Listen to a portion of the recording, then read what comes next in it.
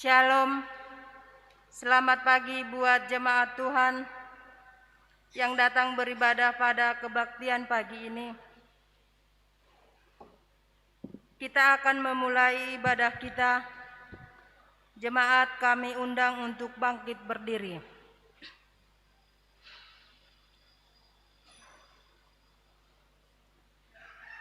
Kita bernyanyi dari Kidung Jemaat nomor 350. Ayat 1, ayat 2, dan ayat 3.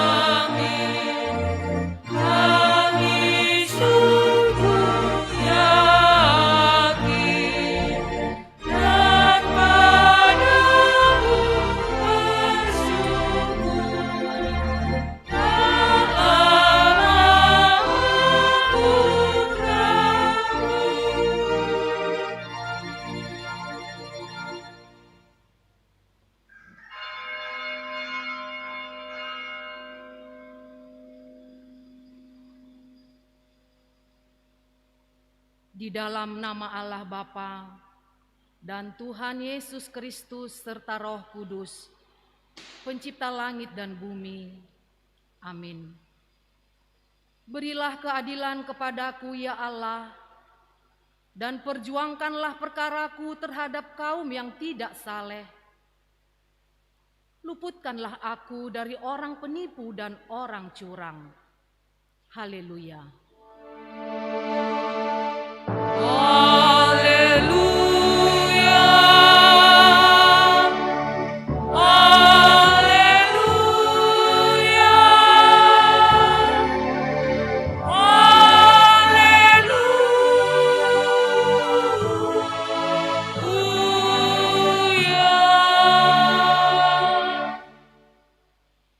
Marilah kita berdoa. Ya Tuhan Allah yang adil dan benar, terima kasih kami persembahkan kehadirat-Mu. Engkau tetap setia menyertai dan membela kami, karena Engkaulah yang empunya kerajaan dan kuasa dan kemuliaan, ya Tuhan, keadilan dan perlindungan kami. Dalam ibadah jemaat kami ini, kami memohon keadilan dan perlindungan kepadamu, sebab iblis serta segala musuh terus mengancam, selalu bermaksud jahat, hendak menaklukkan kami. Penuhilah persekutuan ibadah ini dengan kuasa Roh Kudus, sehingga kami dituntun untuk selalu mempercayai bahwa hanya melalui penderitaan Yesus Kristus kami memperoleh pembenaran dan hak kami dipulihkan selaku anak bagi-Mu. Amin. Jemaat kami persilahkan duduk.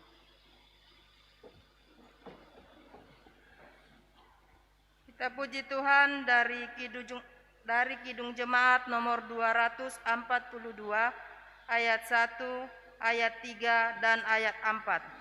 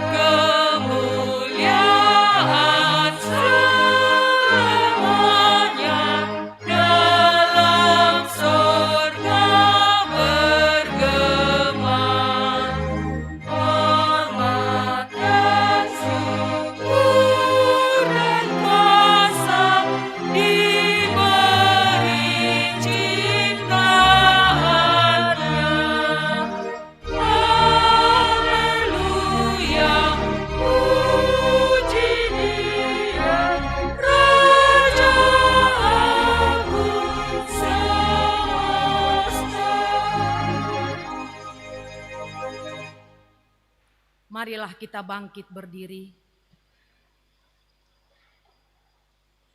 Kita berdoa untuk mengaku dan memohon keampunan dosa kita. Ya Tuhan Allah, Bapa yang penuh rahmat, secara jujur kami mengaku kami telah berdosa kepadamu, baik di dalam pikiran, perkataan, dan perbuatan. Hati kami sering tidak tertarik untuk bersekutu dan beribadah, sebab perkara-perkara yang lain sering lebih menarik hati serta menggoda pikiran kami. Ada kalanya kami hanya memberikan sisa-sisa waktu yang terluang untuk persekutuan di jemaat-Mu.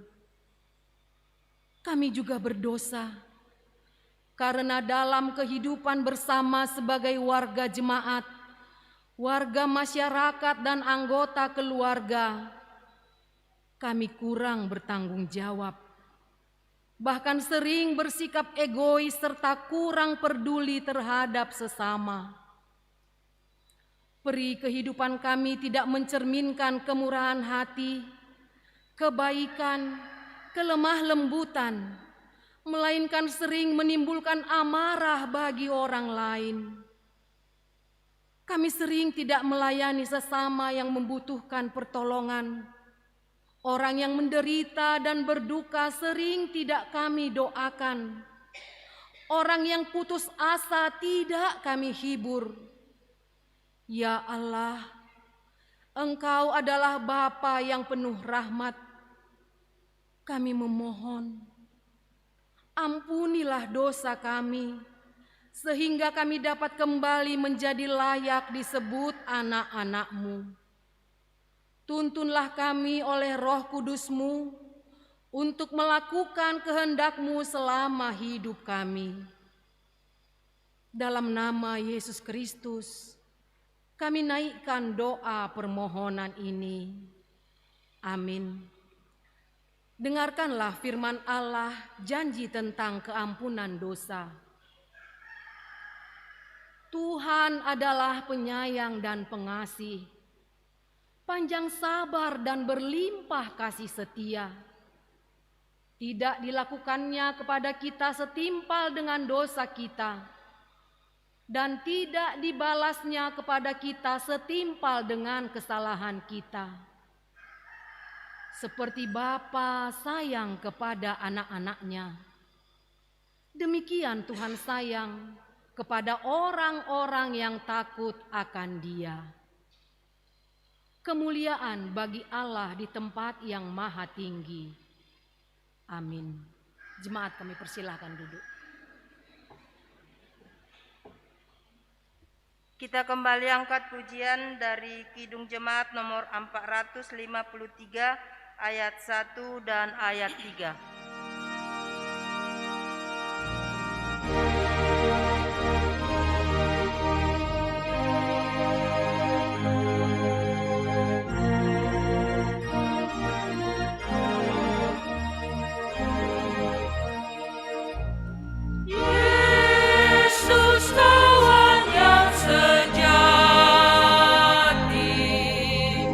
Bagi kita yang lemah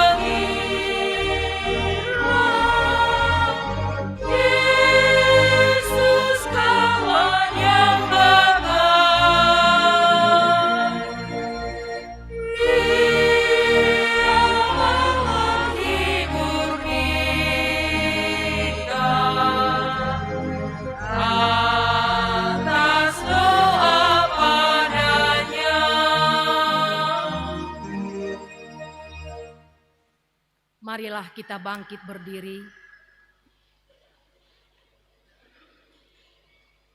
Kita mengikrarkan pengakuan iman kita bersama-sama dengan orang percaya di segala tempat di sepanjang zaman dan masa.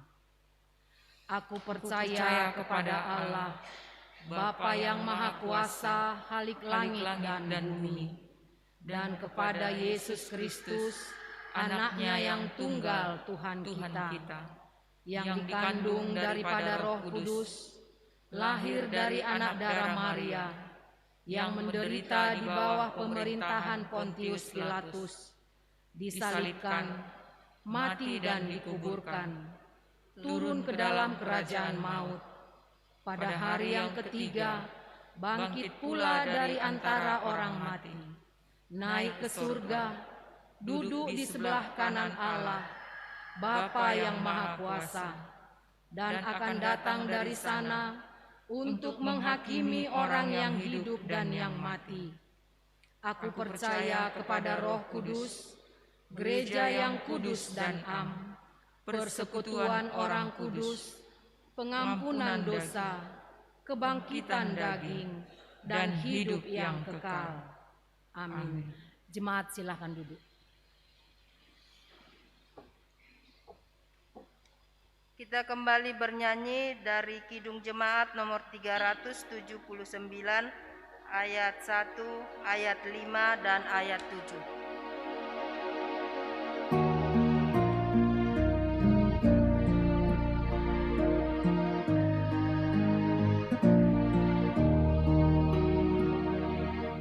Yang mau dibimbing oleh Tuhan dan berharap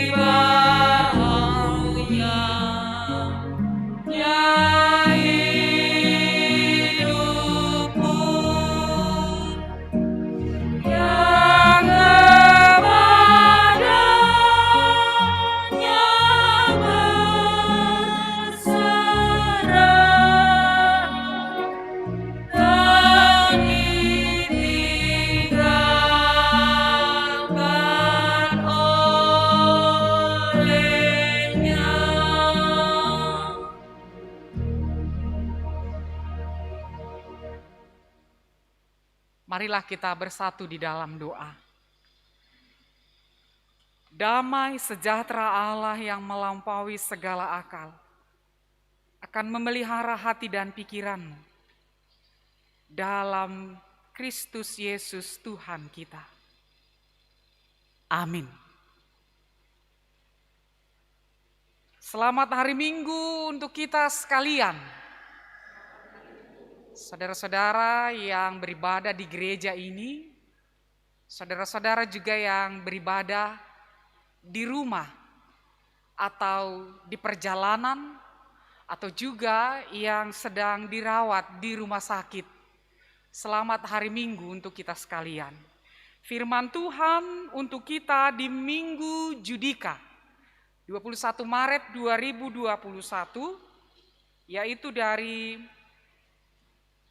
Ibrani 5 ayat 5 sampai ayat 10.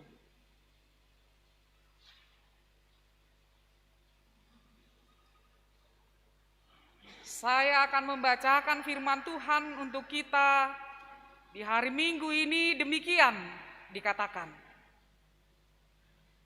Demikian pula Kristus tidak memuliakan dirinya sendiri dengan menjadi imam besar, tetapi dimuliakan oleh Dia yang berfirman kepadanya, "Anakku engkau telah kuperanakan pada hari ini."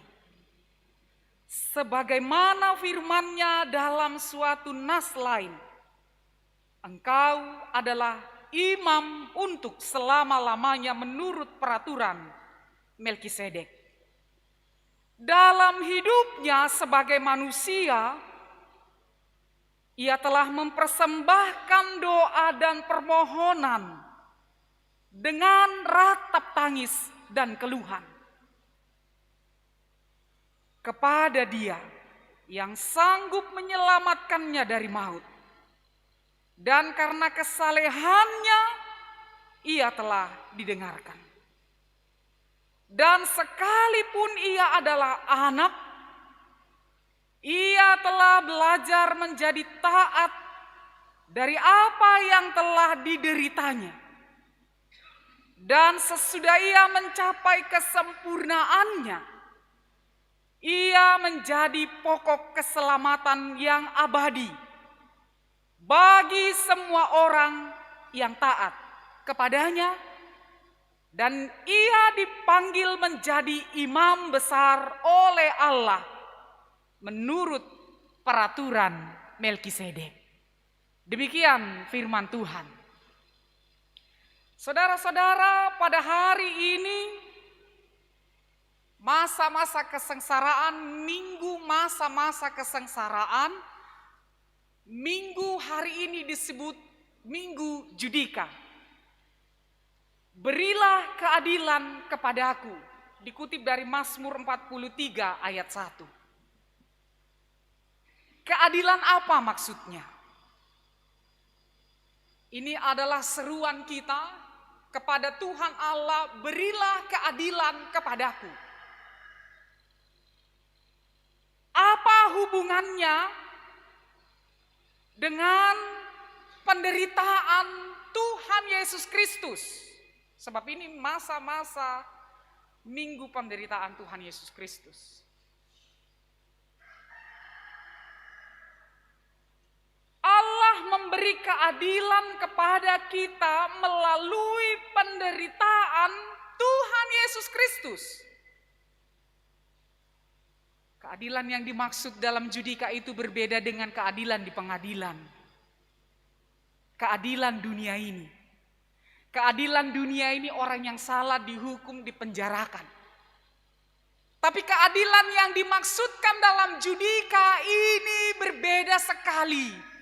Orang yang bersalah, manusia yang berdosa diselamatkan oleh Tuhan Yesus Kristus melalui penyalipannya, penebusannya di kayu salib. Itulah keadilan yang kita dapat dari Tuhan Allah. Kita manusia berdosa, kita manusia yang bersalah, tapi Yesus Kristus yang menjadi penebus dosa-dosa kita. Sebab itu, Yesuslah pokok keselamatan kita itu. Saudara-saudara yang terkasih dalam nama Tuhan Yesus Kristus, tentu hal ini membuat kita semakin bersyukur, membuat kita semakin dekat, percaya, memberikan hidup kita ini hanya kepada Tuhan. Begitu jugalah surat yang ditujukan kepada jemaat Ibrani ini. Jemaat yang dilatar belakangi agama Yahudi, budaya Yahudi, jemaat yang dilatar belakangi bagaimana ritual keagamaan Yahudi itu, seolah mereka ingin kembali kepada keyahudian mereka. Jadi Kristen Yahudi, tujuan surat Ibrani ini diingatkan kembali tentang Yesus pokok keselamatan. Dia imam besar itu. Situasi mereka adalah sedang bergumul dalam penderitaan, dalam tekanan hidup. Karena itu mereka mulai ragu dan bimbang. Siapa penyelamat kita? Kepada siapa kita pergi? Siapa yang bisa melepaskan kita dari tekanan hidup ini, dari beban hidup ini, dari penderitaan ini? Tentu itu juga yang menjadi pertanyaan kita. Siapa yang bisa melepaskan kita dari pandemi ini, membebaskan kita, membawa kita keluar dari pandemi ini, membawa kita keluar dari penderitaan hidup, dari tekanan-tekanan hidup ini? Tentu itu menjadi pertanyaan besar di dalam hati kita masing-masing, di tengah-tengah umat di masa sekarang ini. Jawabannya, Yesus pokok keselamatan kita. Itu yang disampaikan kepada kita. Mengapa diambil atau disebut Yesus sebagai imam besar? Bahkan dia melebihi imam-imam besar di tengah-tengah orang Yahudi. Sebab konteksnya demikian. Jemaatnya ini Kristen Yahudi. Mereka lebih gampang memahami ketika dikatakan Yesus itu imam besar, melebihi imam besar manapun. Jadi ada fakta yang dikemukakan tentang Yesus itu sebagai imam besar, sehingga kita bisa lebih memahaminya. Kita merasa sungguh Yesuslah penyelamat kita. Dikatakan bahwa Allah Bapa sendiri yang memuliakannya. Bahwa Allah Bapanya sendiri yang menyatakannya. Bukan dinyatakan oleh manusia. Bukan dihunjuk oleh orang-orang, bukan berperiode. Bukan hasil pemilihan sebuah umat.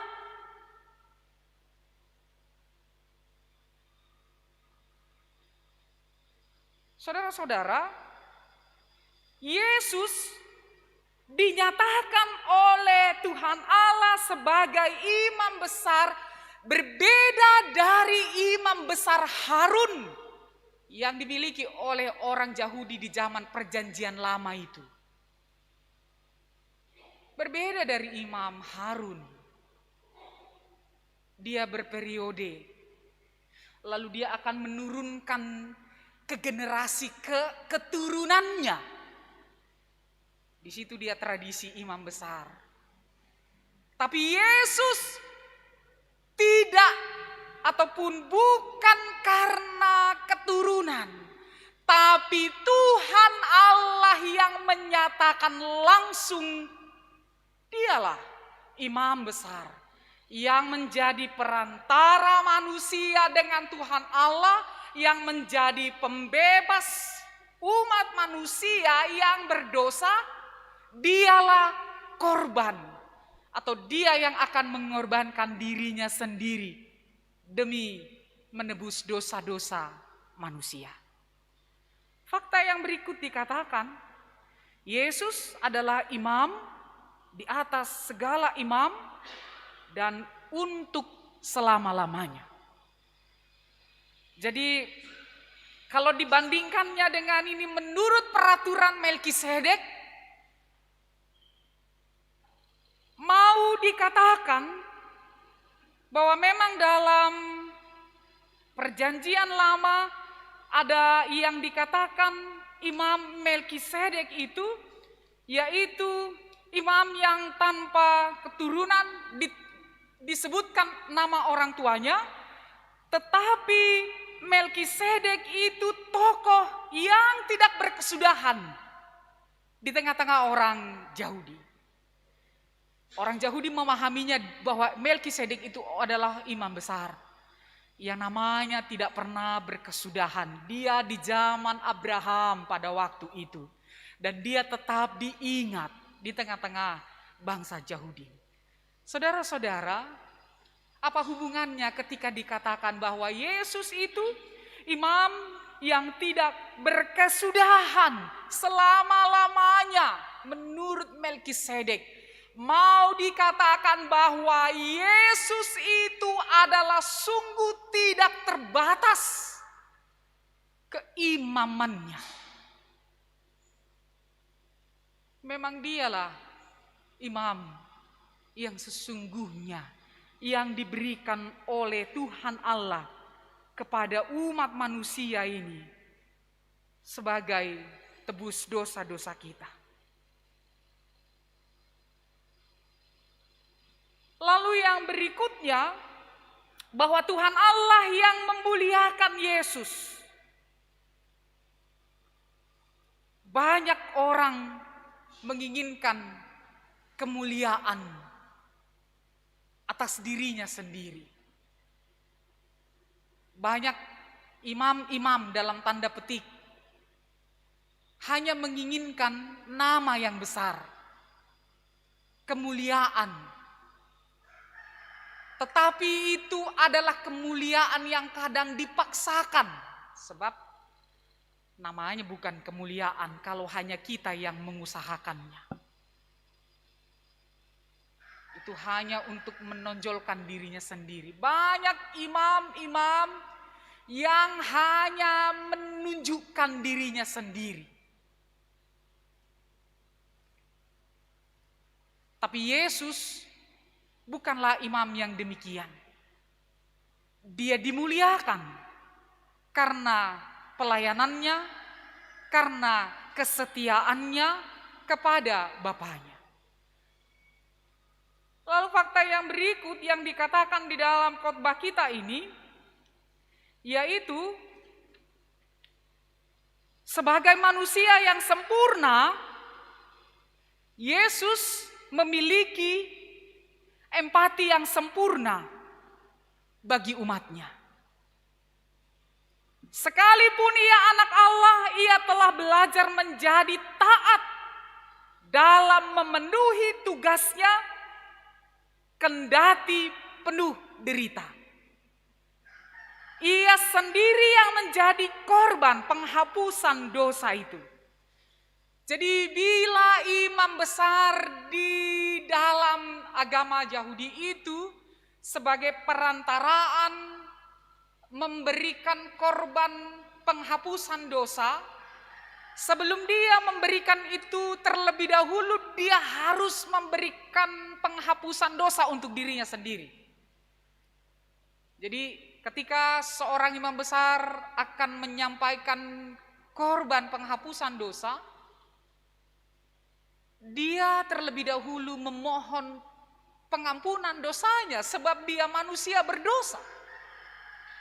Lalu dia akan membawa orang yang akan memohon keampunan dosa tersebut melalui korban bakaran. Tapi Yesus Kristus tidak demikian. Ketika dia akan memberikan pengampunan dosa, keselamatan kepada umat manusia itu, dia sendiri yang memberikan dirinya.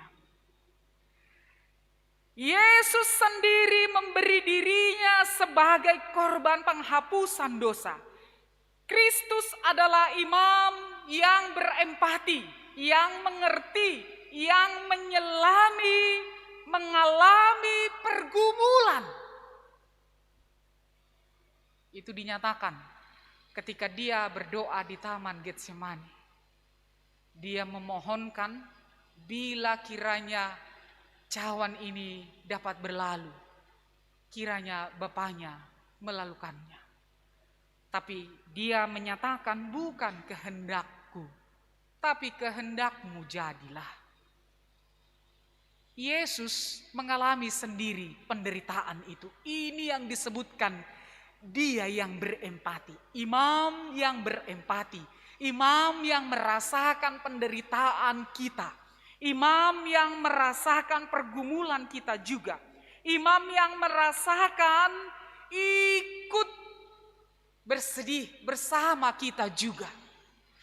Dialah imam besar itu. Jadi saudara-saudara, ini tentu membuat kita semakin teguh dalam pengharapan kita. Dalam situasi kehidupan kita ini. Ternyata ada Yesus yang bersama kita, yang merasakan penyakit kita, yang ikut merasakan pergumulan hidup kita, yang ikut merasakan tekanan hidup yang sedang kita alami sekarang ini. Ada yang peduli kepada kita, tentu itu yang membuat kita semakin teguh. Kalau masih ada orang yang peduli kepada kita, kenapa kita tidak peduli terhadap diri sendiri? Kalau masih ada orang yang peduli kepada kita, kita juga harus menghargai hidup kita ini. Mengasihi diri kita ini.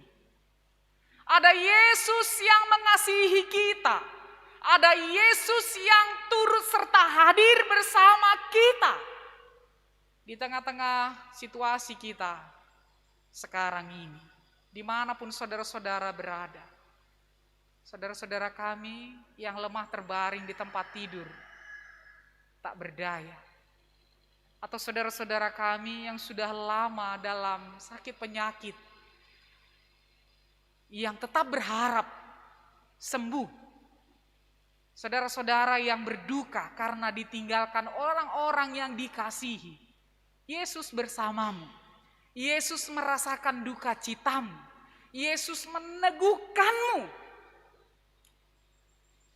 Yesus bersama-sama dengan kehidupan kita ini.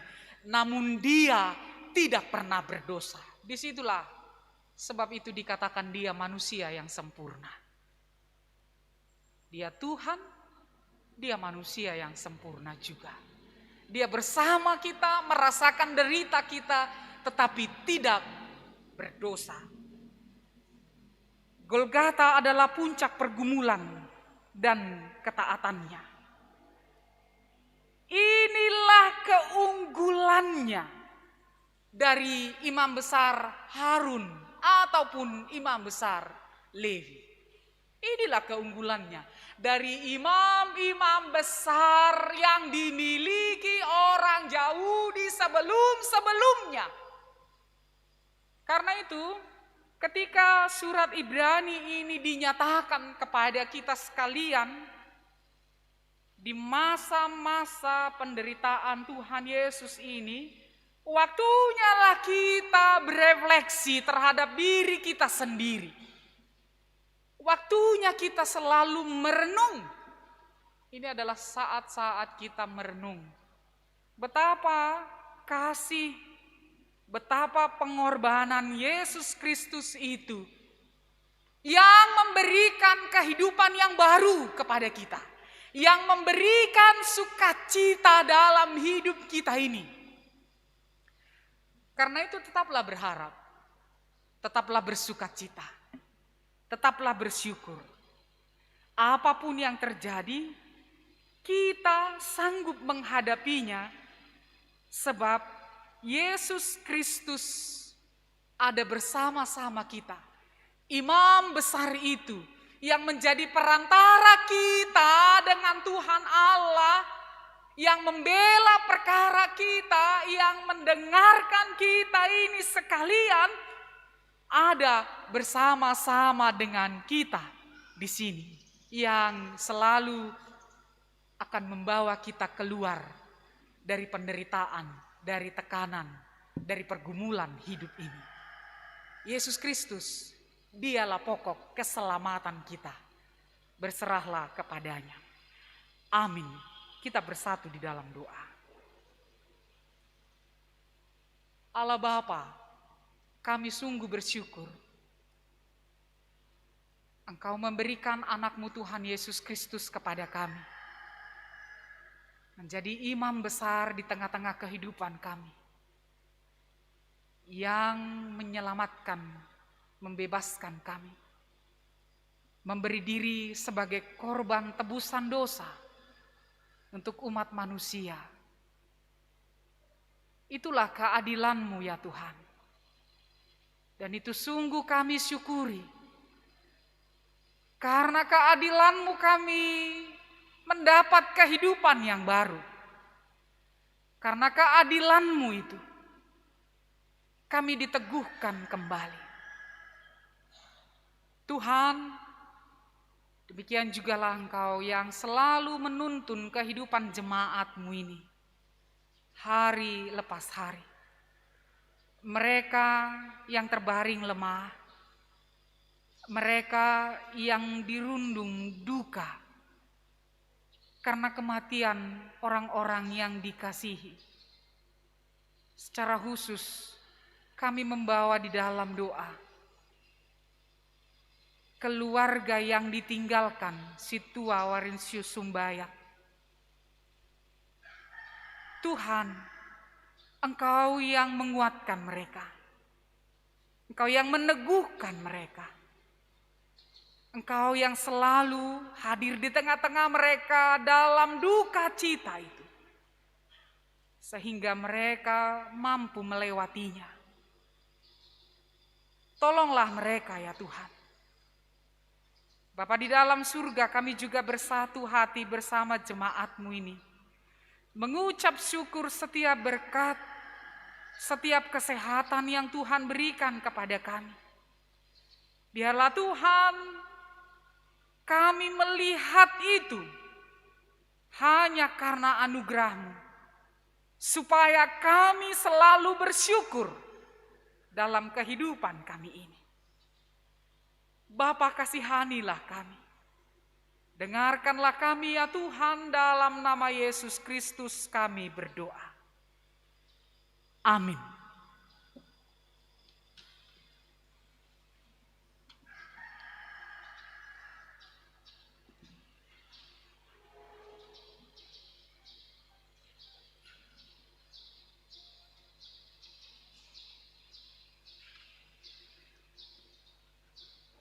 Sebelum kita mengumpulkan persembahan, marilah kita mendengarkan firman Tuhan yang menjadi dasar kita untuk memberikan persembahan yang tertulis dalam Mazmur 116 ayat 17.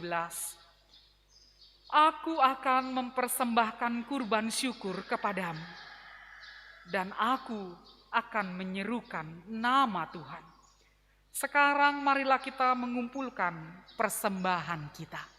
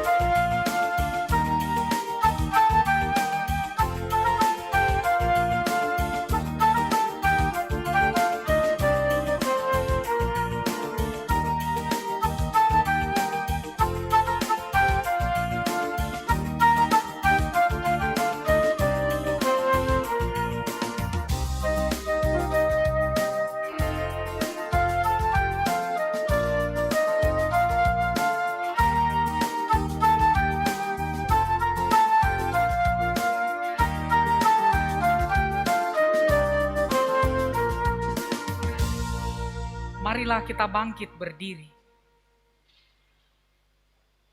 Kita berdoa untuk menyerahkan persembahan kita kepada Tuhan.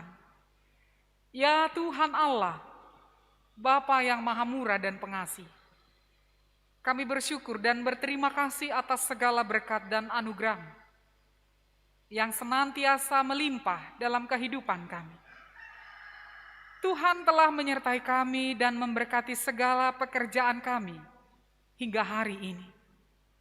Dengan rasa syukur dan terima kasih, kami datang ke hadirat-Mu, membawa persembahan syukur dan pujian kami kepadamu, yang sesungguhnya bersumber dari pemberian-Mu jua. Kiranya Engkau berkenan menerimanya untuk kemuliaan nama-Mu. Di dalam nama Yesus Kristus Tuhan kami, terimalah doa persembahan ini.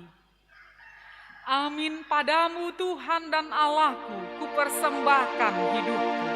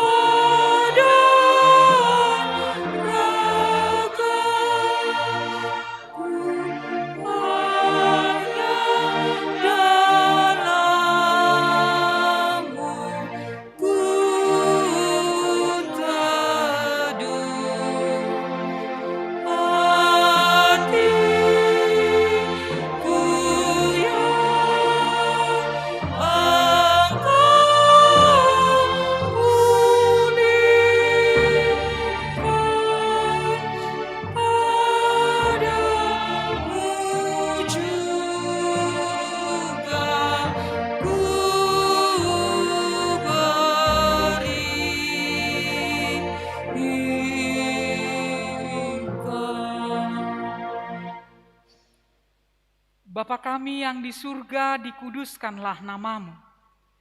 Datanglah kerajaan-Mu.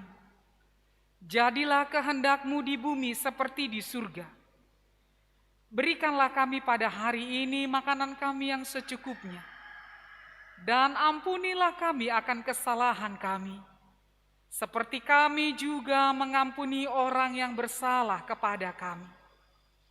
Dan janganlah membawa kami ke dalam pencobaan, tetapi lepaskanlah kami daripada yang jahat. Karena Kau yang punya kerajaan dan kekuasaan dan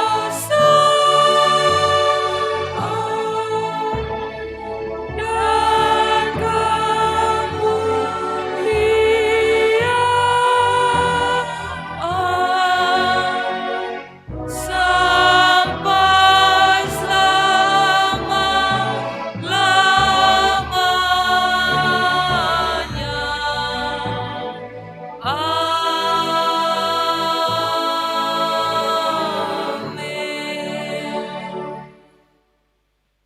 Pulanglah dengan damai sejahtera dan terimalah berkat dari Tuhan Allah. Tuhan memberkati engkau dan melindungi engkau. Tuhan menyinari engkau dengan wajah-Nya dan memberi engkau kasih karunia. Tuhan menghadapkan wajah-Nya kepadamu dan memberi engkau damai sejahtera. Amin.